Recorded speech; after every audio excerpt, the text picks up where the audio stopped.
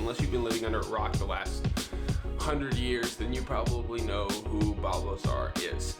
So Bob Lazar is most famous for claiming to have worked on alien spacecraft at a sub-base of Area 51 called S4. He made a jet engine car hybrid, and he was famous for flying around town in it because it was so loud, everybody knew who he was. So that's kind of how he got on the military's radar, was from doing stuff like attaching a jet engine to a car. This time that I went in, there were hangar doors open.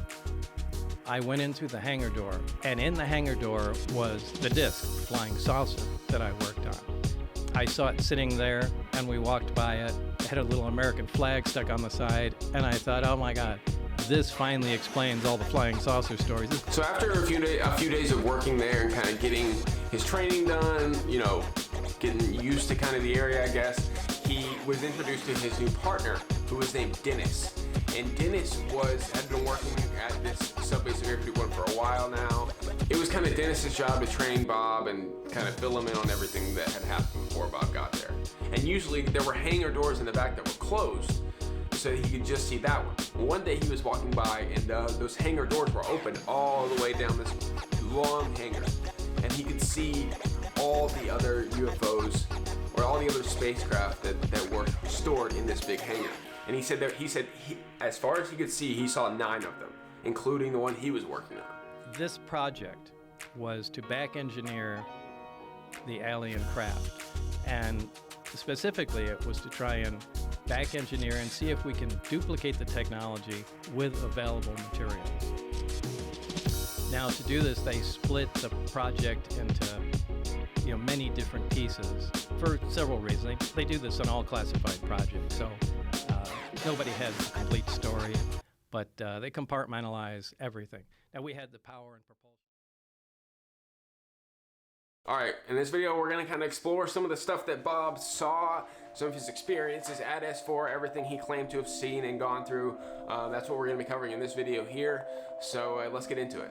Now, while working with Dennis on the craft, their main job was to try and figure out how the propulsion system worked. You know, it's very scientific stuff, and I'm not good at describing this kind of stuff, but basically it was, as he described it, antimatter propulsion system. It could bend space-time around the craft or whatever it was causing to move in a way that it basically wasn't hindered by normal physics as we know it. But if you have a machine that makes gravity, you can pretty much do anything. You can affect time, you can have force fields, all that stuff that's in science fiction becomes reality if you have a machine that can make gravity. And what we worked on in the desert was a machine that makes gravity. And Bob says if we were able to figure out how to use this or how to make this or manipulate it in any way, it would be absolutely life-changing. There'd be no need for fossil fuels. There'd be no need for any energy source outside of, he says that the energy source that is used inside of these propulsion systems is something called element 115. The crazy thing about element 115 is, at the time when he came out with all this stuff, there was no thing called element 115 on the periodic table. It did not exist.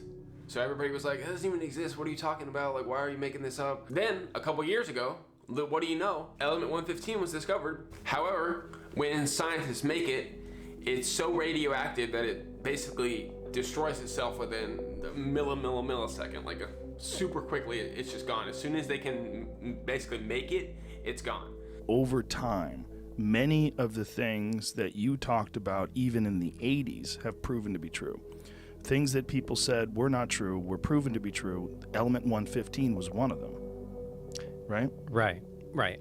Element 115, the fuel they had, was stable. In other words, it didn't decay. It wasn't emitting radioactivity. When they synthesized 2 or 3 atoms of the 115, it did decay, and it was not a stable element. So they're kind of 2 different things, but this is kind of typical. Elements always have, or pretty much always have, stable isotopes and unstable isotopes. Like I think cesium has like 30 unstable isotopes to it. So, hydrogen, for example, you're familiar with hydrogen gas. It's stable, it's not radioactive, but there's also 2 other types of hydrogen. deuterium and tritium. And deuterium isn't radioactive, it's another stable isotope of hydrogen, but tritium is radioactive. Now they're all hydrogen, but they just have different amounts of neutrons. So it's the same thing with other elements and element 115. Depending on the amount of neutrons it has, designates the isotope, but it's 115. They will continue to take or experiment and try and make 115 at different isotopes, and I'm sure eventually they'll come up with a stable version, but it's the stable version that has the properties that we're talking about. So they somehow or another had acquired a stable version. Did they say that the stable version had come with this craft? Yeah, it absolutely came with the craft, yeah. So there's something about where these beings come from, Bob thinks, that makes it so the element 115 is a naturally occurring thing there, which would mean that the air would have to be much denser and this and that and that. There's a bunch of things that would play into whether or not it could exist on another world. But here on Earth, it cannot exist in its natural form. So basically, this reactor that holds it is the only thing keeping the element 115 from these crafts from basically vanishing. Somehow these beings have found a way to stabilize it, or it comes naturally stable on their planet, and that's what is fueling these machines, Bob claims. The fun story that Bob tells about him interacting with this propulsion system is when he was first Dennis was kind of telling him everything about how it works and stuff. Dennis was like, hey, why don't you go up and try to touch it, see what happens? And Bob was like, all right. So Bob goes up and tries to put his hand on it, and it won't let him touch it. It's like when you put two magnets together and they won't touch each other. That's what it felt like. He literally couldn't touch it no matter how much he tried. There was some kind of force coming off of it that wouldn't let him touch the center of this propulsion system. Now, the crazy thing about that is, Dennis told Bob at some point that the guy that worked there before Bob actually died trying to split the propulsion system in half. They were doing something like really dumb, basically trying to hit it with a bunch of energy or something, or tear it in half somehow, just to try and look at the inside of it or something. I don't know why they would have done that.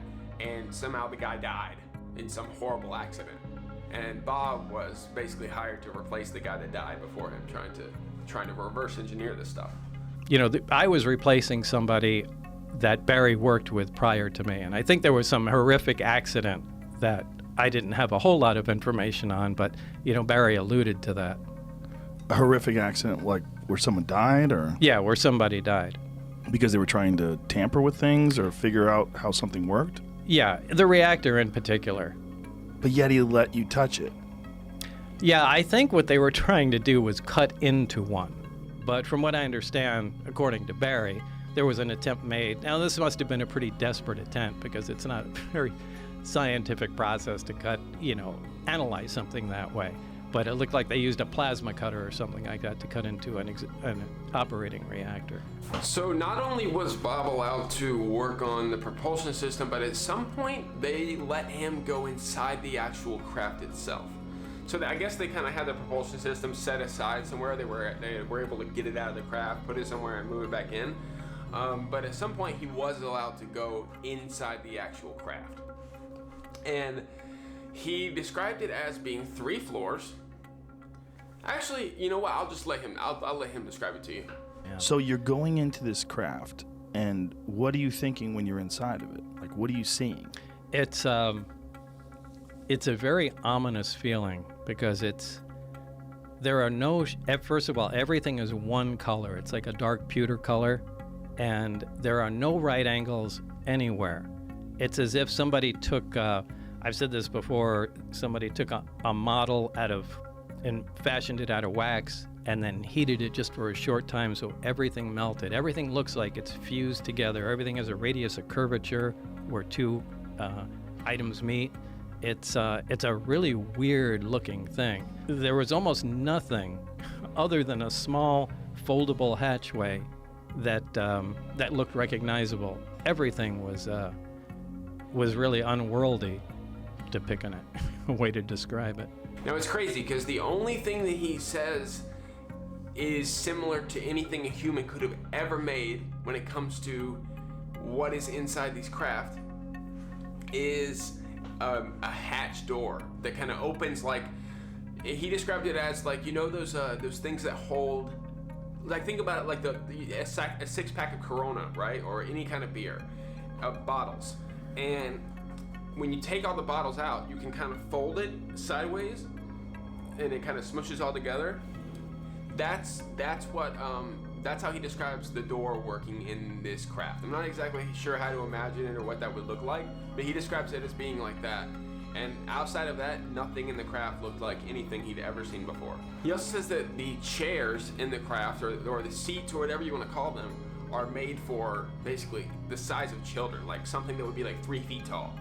And the floors themselves were very small, because there are 3 floors in this like small craft. So you get inside this thing, and it's designed for something that's much smaller than a human being. Yeah, you can't really stand up till you get to the very center of it. And how tall are you? I'm 5'10". And what do you think this was designed for? I'd say something close to half my height. Wow. So these little 3-foot tallish creatures. Yeah, and the seats were small too. I mean, obviously it was made, for something small.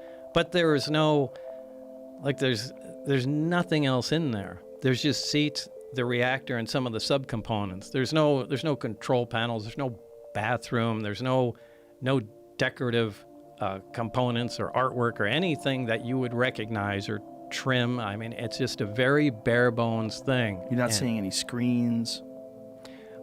Well, there are archways around it that are part of the superstructure, and one of the archways can become transparent.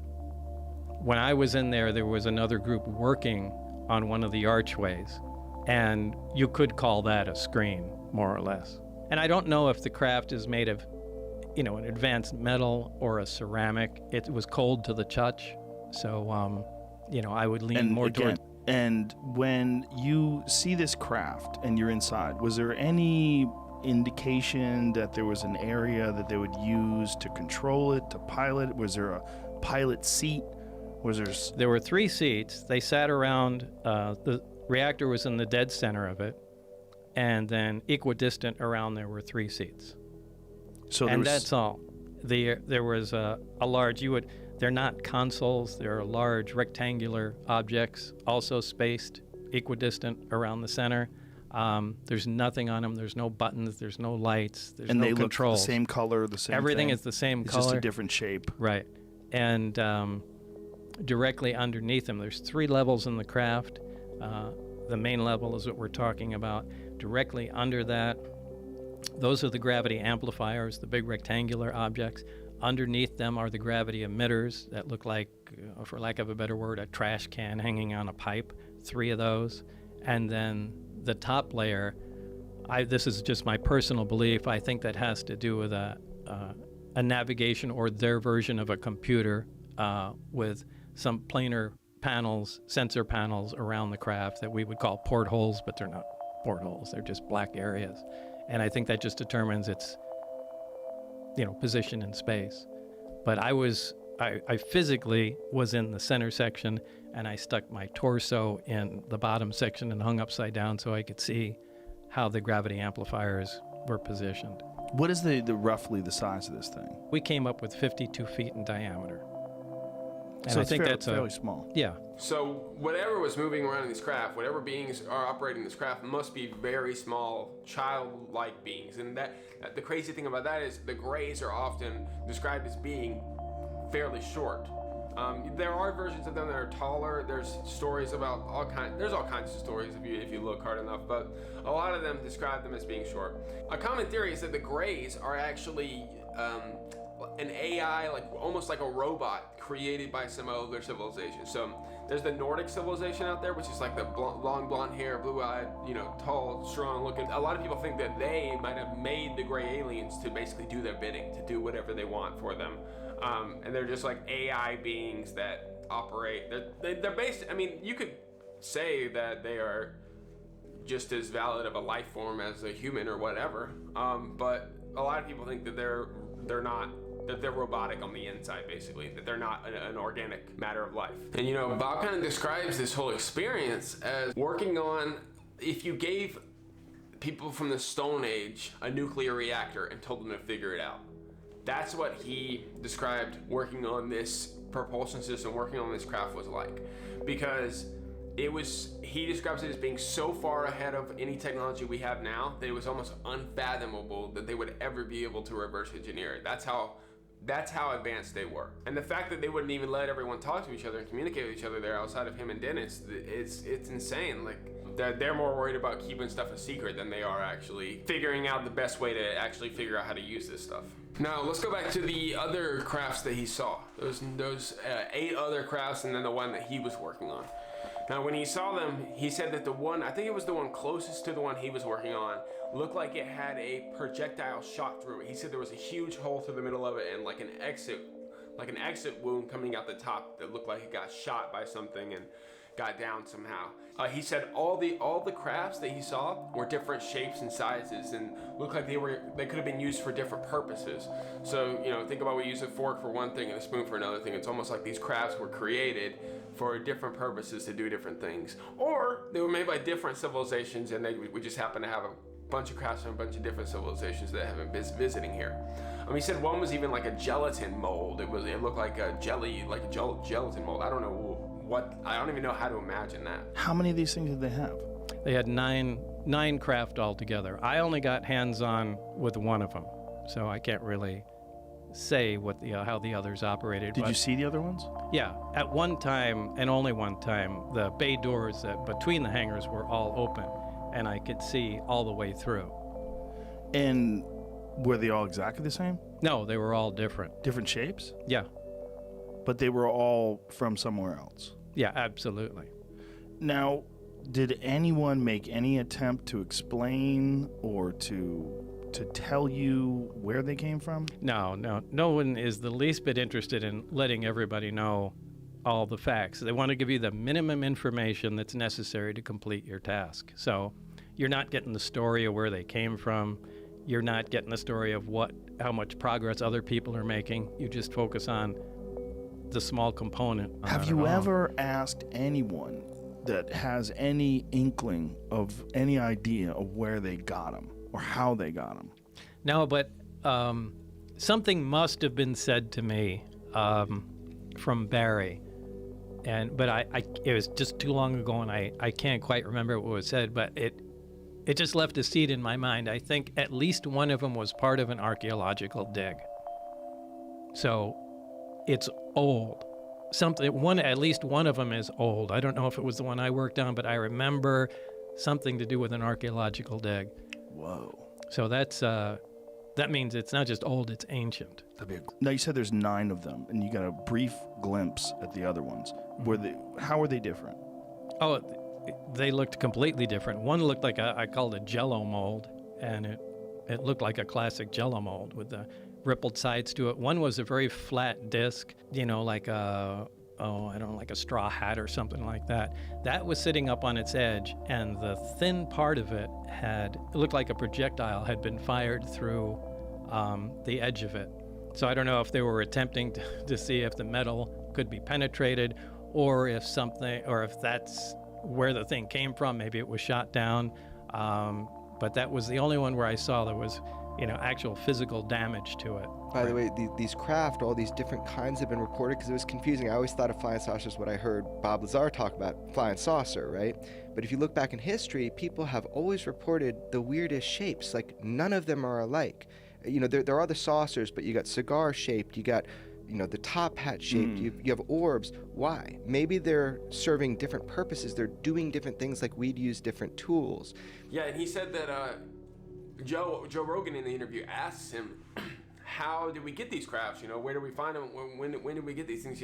How can something that smart, that advanced, crash these crafts? How is that even possible? How will we even get our fingers on that? It's likely that one of them was dug up from an archaeological dig, and that maybe these things left some crafts behind. Who knows what could have happened with these beings? Who knows how these crafts could have got here?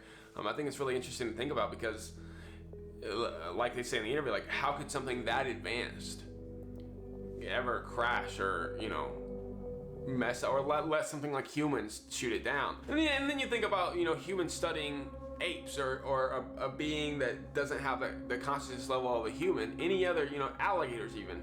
and humans can still get killed by alligators, even though they're smarter than alligators. So when you think about it like that, it's fathomable that we could still kill or destroy something of a technology that's more advanced than our own.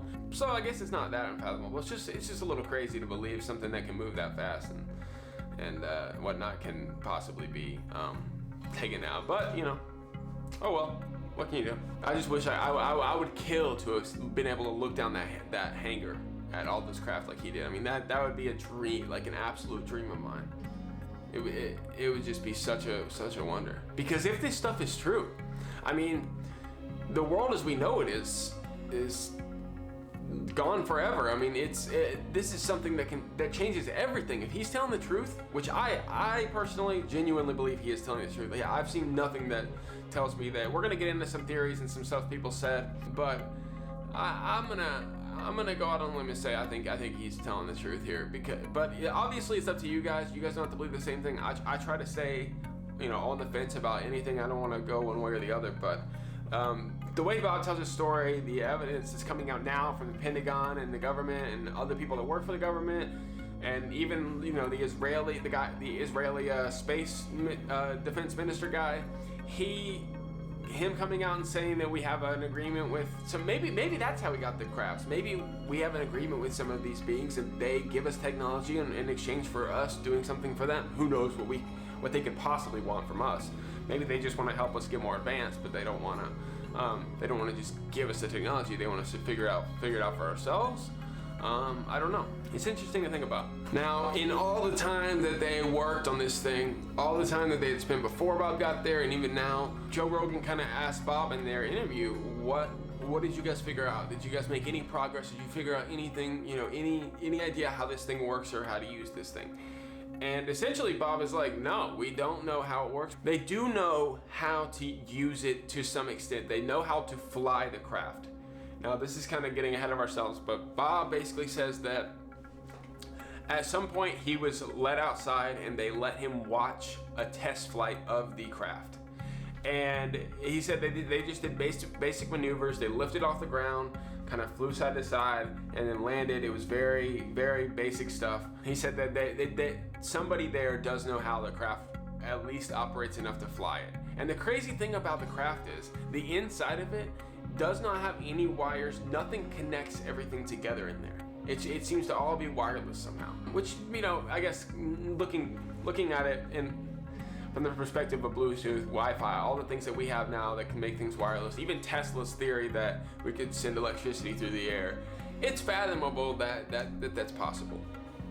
But it's still crazy to think about. And another thing is, with the propulsion system inside there and the way that the craft moves and the way that it bends space-time around it in order to move, Bob says that there's no way that radio signals should be able to get in or out of there. So if somebody is using a walkie-talkie inside of there and talking to somebody or whatever it might be, there should be no way that someone inside the craft should be able to communicate with someone outside the craft, according to Bob. And yet, he claims that whoever was in there was communicating with someone on the ground because he could hear them talking to them somehow. So he said, like, for some reason with these crafts, they don't obey the laws of physics. They don't obey these things that we know about science. That they somehow are able to break these laws of physics somehow. Another crazy thing that happened was at some point while he was working there, in between his days off, so a day when he wasn't working, apparently a huge discovery was found about one of the crafts. And at that time, they had Russians there working with the Americans. They had people from both governments there. And after they made this giant discovery, all of a sudden, they stopped allowing the Russians to come into the base anymore. It was like they made some kind of crazy discovery, and then that was it for him seeing any more Russians. So apparently, the U.S. government was working with the Russians in some form or another when it comes to trying to reverse engineer these crafts. But they stopped after whatever they found out. So whatever they found out must have been something huge that they really didn't want to share with any other governments. But we're gonna stop here for now. Next video, we'll kind of talk about everything that's happened since he stopped working at Area 51. But yeah, go check out the interview with Joe Rogan and Bob Lazar. It's a really great interview, and they go into depth about all this stuff. If you really want to know the full story from the man himself and hear him talk about it, it's a great podcast to listen to or watch or whatever you want to do. There's also other podcasts of him talking about it too, if you don't like Joe Rogan. But yeah, Thanks for watching, guys. I will have part 3 up immediately. Thank you so much for supporting the channel. Please remember to like and subscribe, comment, do something nice for somebody. You guys are the best. Thank you for all your support. I love you so much. I'll talk to you later. Bye.